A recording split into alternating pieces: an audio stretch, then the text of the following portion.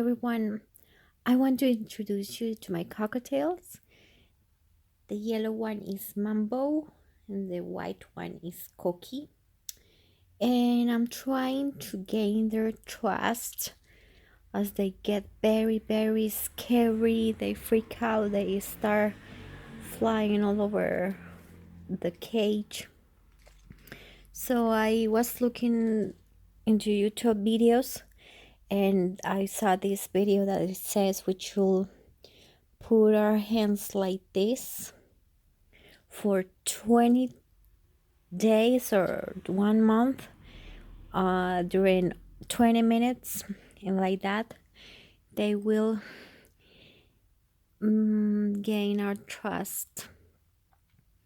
It's a little bit frustrating because we need to have a lot of patience, but hopefully this works. If you have any advice, please let me know.